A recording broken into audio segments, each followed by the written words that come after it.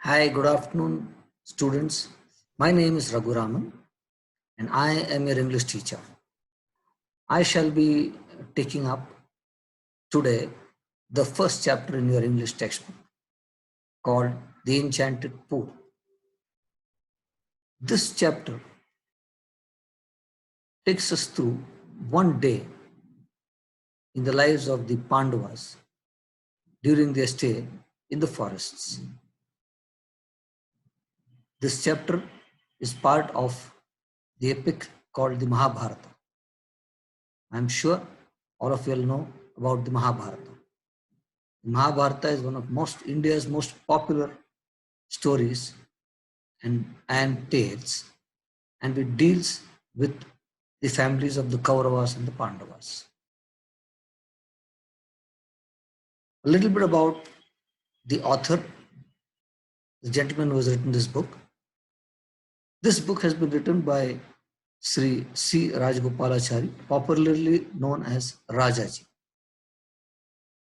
Sri Rajaji was one of India's most famous personalities and an astute politician, a philosopher, a thinker, and a writer.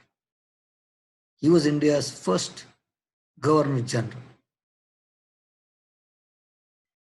Among the many books that Sri Rajaji has written, the Mahabharata is one of them. He has also written books like the Ramayana, the Bhagavad Gita, and the Upanishads. Sri Rajaji is known for his simple and easy to understand writings, which everybody loved and still loves. So let's get into the lesson straight away.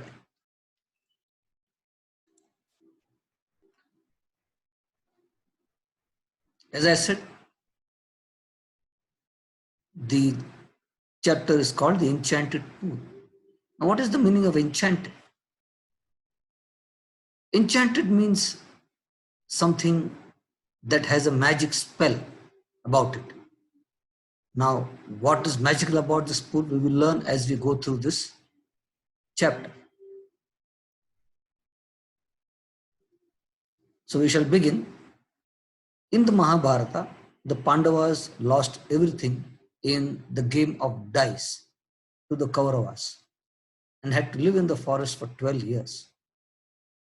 Now, the Kauravas were the cousins of the Pandavas, and they had taken everything from the Pandavas, including their kingdoms, and banished them for a long period of 13 years.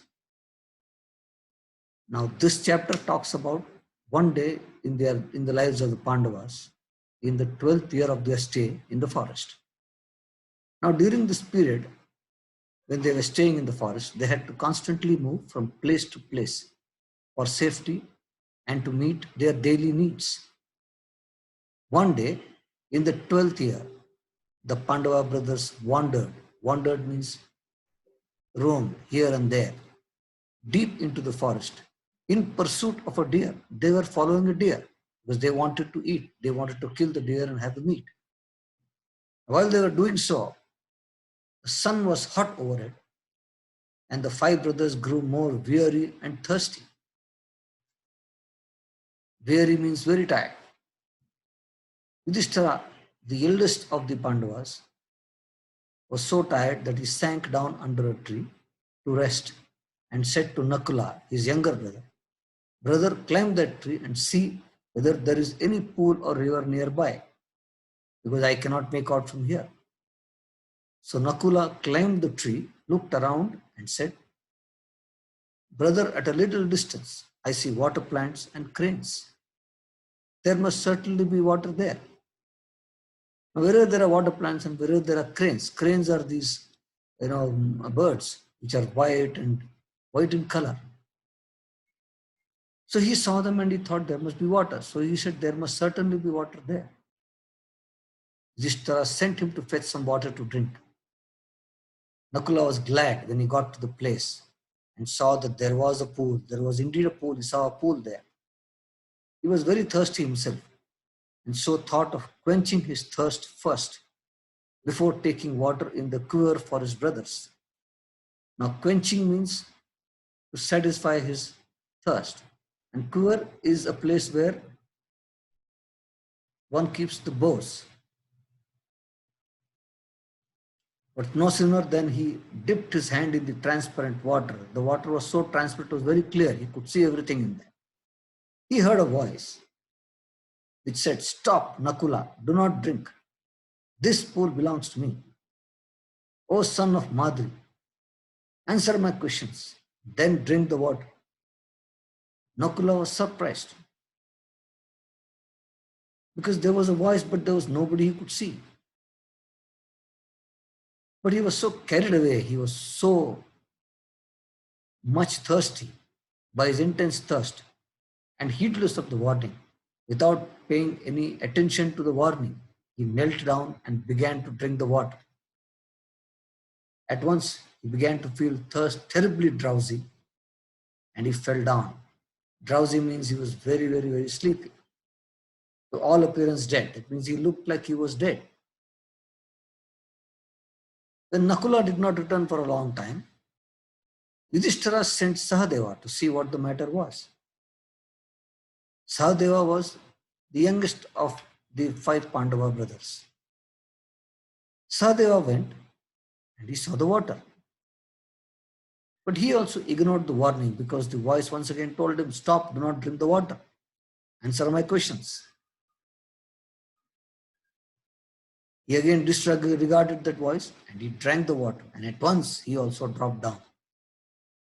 When Sahadeva too failed to return, Yudhishthira sent Arjuna to see whether the brothers had met with any danger.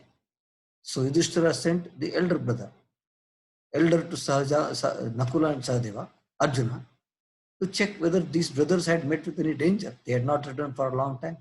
Arjuna went swiftly. He saw his brothers lying dead near the pool. Heartbroken, his heart was filled with grief. He was so sad. He wanted to avenge their deaths. He thought they are dead, and he said, "I want to see who is killed, and I want to kill that person who has killed them."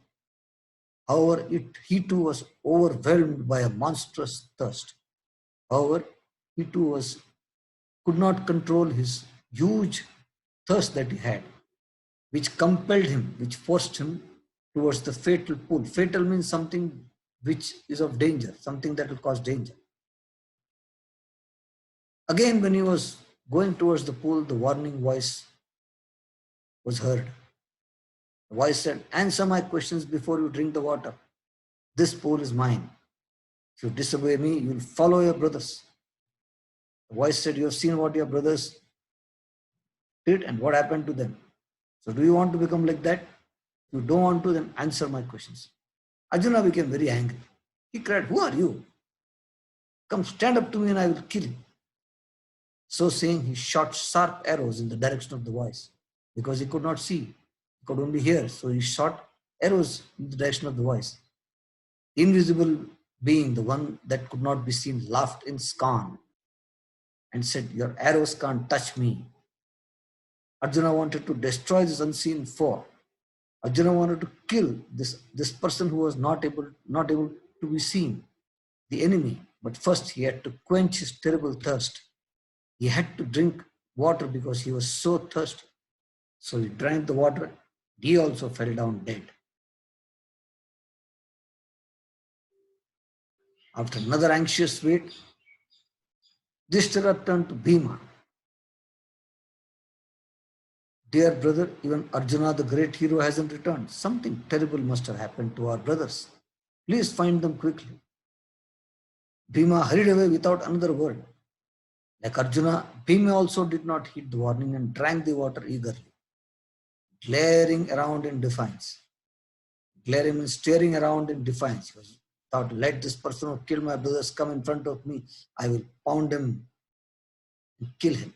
And instantly, the moment he drank the water, his great strength, because Bhima was a very huge person, very huge, very big, very strong. But all that strength, the moment he drank the water, his great strength seemed to slip away from him like a garment. Just like how you remove your shirt and the buttons and the shirt falls down. In that manner, Bhima also fell down dead among his brothers. Now Yudhishthira was wondering, I have sent all my four brothers. None of them have come back. It's been such a long time. He was very puzzled. He was wonderstruck. He was worried that his brother had not returned. Yudhishthira said, let me myself proceed in the direction his brothers had taken. So he came near the pool and he saw all his four brothers lying on the ground, to all appearance dead, as if they were dead. He was shocked. He got into the pool to quench his thirst. He thought, let me first drink the water. So he entered the pool. At once, as soon as he entered the pool, a voice without form, a voice which did not have any form to it, warned him, your brothers died because they did not heed my words, because they did not listen to me. Do not follow them. Answer my questions first and then quench your thirst. This pool is mine. Yudhishthira heard the voice and he thought that this could be none other than the words of a yaksha. Yaksha is a semi-god. And he guessed that what must have happened to my brothers is because they did not listen to this voice. So he thought there is a possible way of redeeming the situation. Redeeming means making good of something which was bad. He said to the bodiless voice, please ask your questions. The voice put questions rapidly, one after the other. The voice asked, what makes the sun shine every day? Yudhishthira replied, the power of God. What rescues man in danger? Yudhishthira quickly answered, courage. What is more nobly sustaining than the earth? Yudhishthira said, the mother who brings up the children. What is faster than the wind? Mind, Yudhishthira replied. What befriends the traveler? Learning, Yudhishthira replied. Befriends means somebody who makes friends. Who is the friend of one who stays at home? The wife, Yudhishthira replied. Who accompanies a man in death?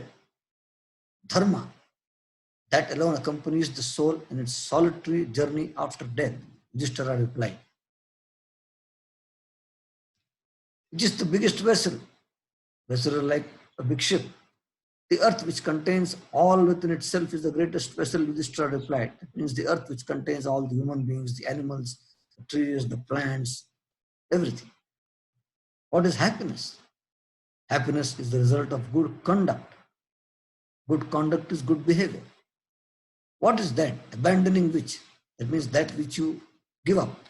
Man becomes loved by all. Pride. For abandoning that, man will be loved by all. What is the loss which brings joy and not sorrow? Anger. Giving it up. They will no longer be subjected to sorrow. What is that? By giving up which man becomes wealthy. It means what? By giving up, man becomes rich. Desire. Getting rid of it, man becomes wealthy. What makes one a real Brahman? Is it good birth? Is it good conduct, birth, or learning? Answer firmly, answer decisively. Now, Brahman is one of the castes. Like we have Kshatriyas, we have Vaishyas. Similarly, it's a caste.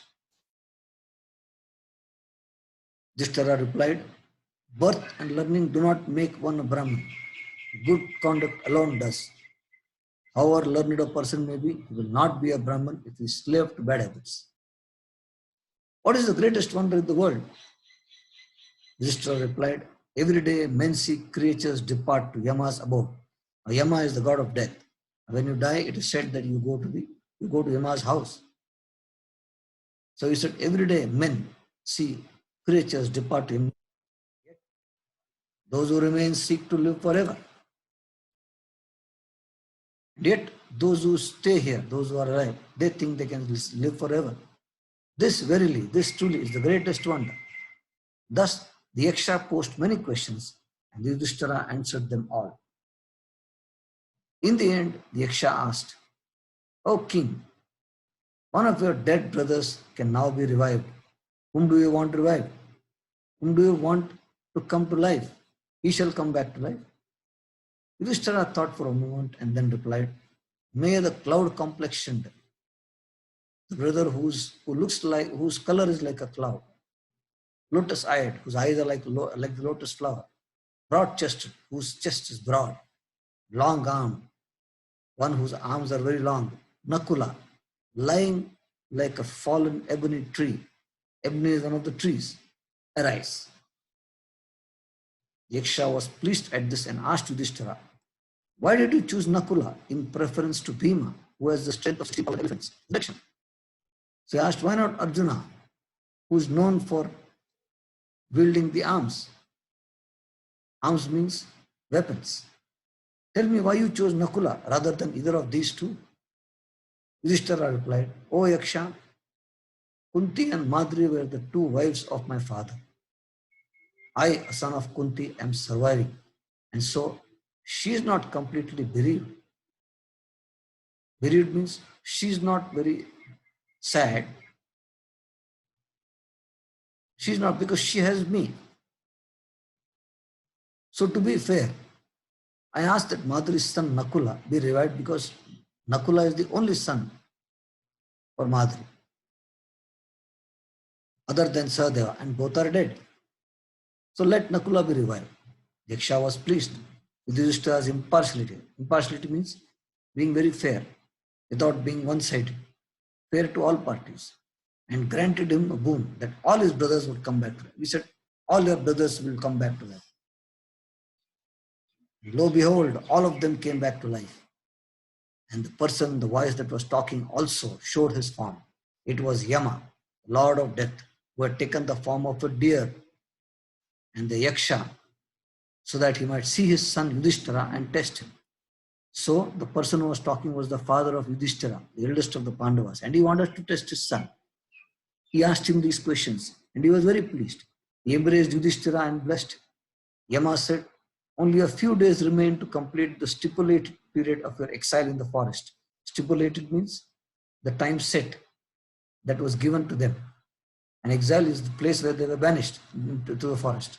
The 13th year will also pass by. None of your enemies will be able to discover you. You will successfully fulfill your undertaking. And saying this, he disappeared. Now, the end of the chapter, the author has given some meanings of some of the words. I have tried to explain the meanings of some of the words while I was reading the chapter. Maybe some words that I have not, I will explain to you. Like, for example, overwhelm is a strong emotional effect that one feels that does not know how to react. Now, defiance. Defiance means open refusal to obey. I will not obey. Redeem is to make a bad situation better. Now, nobly sustaining means gently supporting.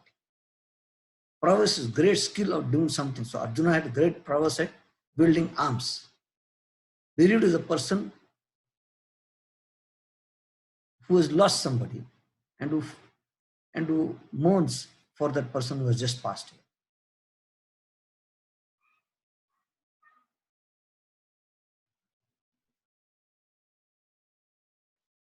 Now, friends, students, what I want you to do is I want you to go through this video and try to understand what I have said. There are many questions and many assignments that have been given at the end of this chapter and during this chapter. I want you to note down all these questions. I want you to try to work on the assignments, and we shall connect possibly in the coming week. And you can post your queries and questions through the YouTube channel so that I can come back to you and answer all your queries. I hope you enjoyed this lesson. Thank you. All the very best.